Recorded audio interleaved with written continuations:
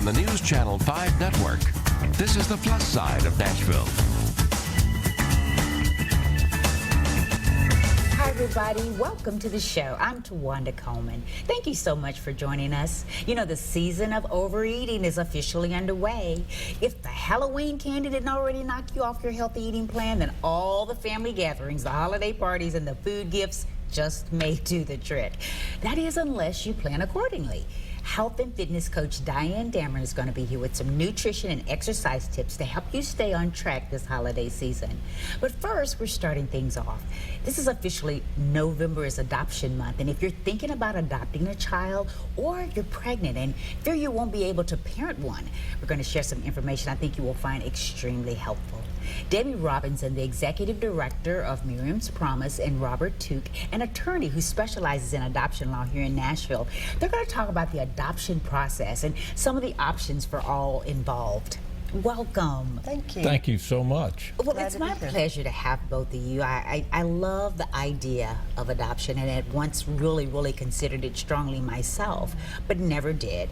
If you would, for folks who may not be familiar with Miriam's Promise and sort of the services that you provide, you've been around over 30 years, so you're a well-established organization, Debbie. Talk a little bit about your mission and the folks you serve.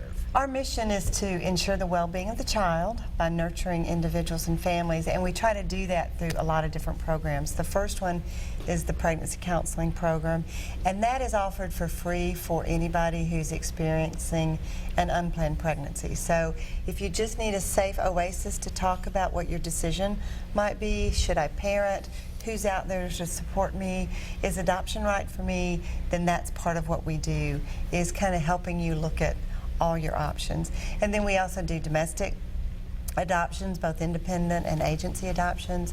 We do international adoptions through several countries. And we also do a lot of work on attachment coaching with parents who may be adopting a child that's not quite an infant and needs just some, how do we help that child recover from maybe early trauma. And we also have 2 jail ministries for women who are either experiencing a pregnancy while in jail or who have children on the outside and want to hone their parenting skills so when those children come back to them, they'll be ready. Just a multitude of services out there to help anyone who may be thinking about adopting a child or who is actually pregnant. Right.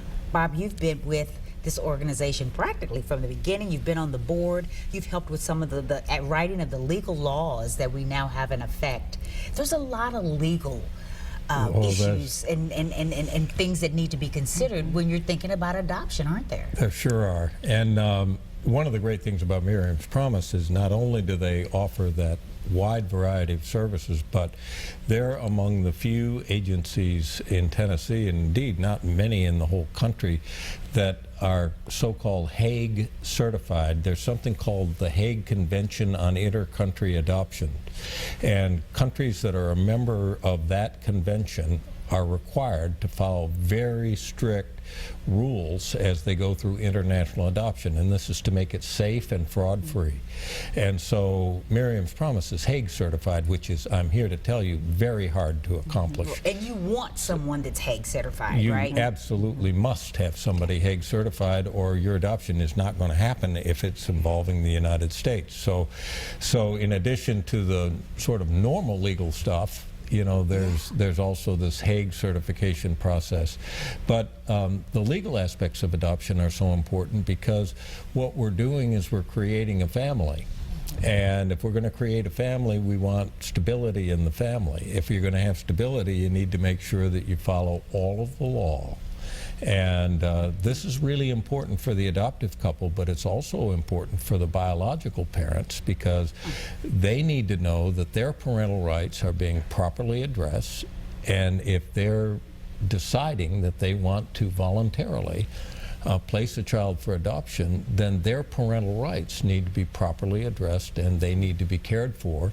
And many times we'll arrange for the biological mom to have her own lawyer to make sure that she gets all the advice that she needs. I was going to ask you that because if you come in, perhaps you don't have any money, maybe you don't know where to go, you're confused, And you know that there's going to be some, am I severing my ties forever? What about open adoption? You have all these questions. So you all provide them some legal services. We do.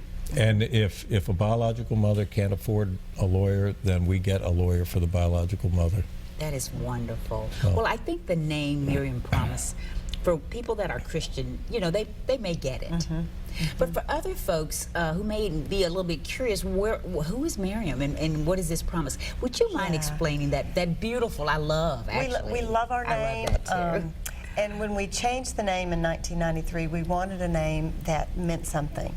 And if you go back to the 2nd chapter of Exodus, you know the story of the Hebrew people when the Pharaoh was so afraid of them, and he tried lots of things to make sure they stayed under his power. And the most horrific thing, of course, was the edict that all the Hebrew baby boys be destroyed. And that's where our story begins, because there was one mom, Jochebed, who stood up to a Pharaoh and who said, no, not my child. And so we know that she hid the baby Moses for 3 months. But there came a time, just like many of our clients, when she felt like she had to let him go in order for him to be safe. And in my mind, she wrapped him and she talked to him and told him how much she loved him, but then she put him in the reeds. And, you know, we always say that a mother's heart has to know what happens to her child. And so she asked that the sister, Miriam, stay there and watch over her baby brother, Moses.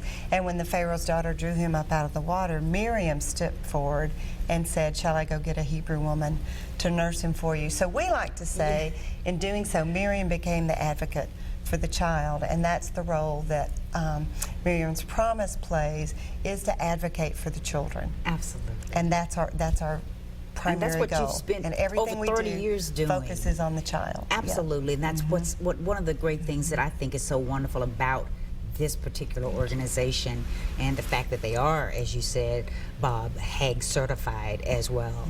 For anybody who may be, you know, like I was, really trying to think about being an adoptive parent and trying to do research about it or what have you, I know there's lots of legal issues and other things that they may want to have their ducks in a row before they even walk in your door.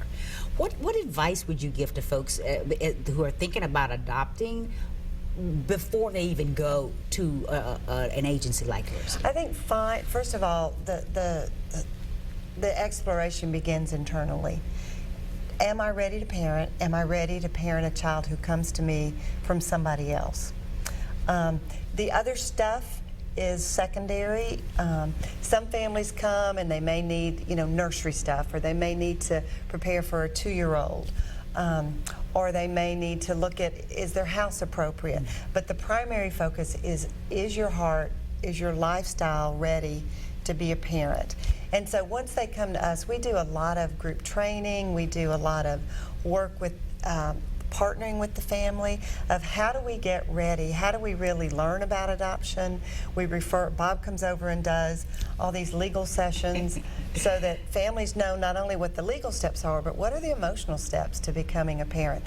Do I want a more traditional adoption? Do I want an open adoption? And speaking about that, let's talk a little bit about that, because I know legal-wise that's really going to be important if in 20 years a birth parent goes back to try to find a child. Well, in the old days, the old days, going back 20 or 30 years, open adoption, close quote, was not very common. Right. And so people did not know about one another.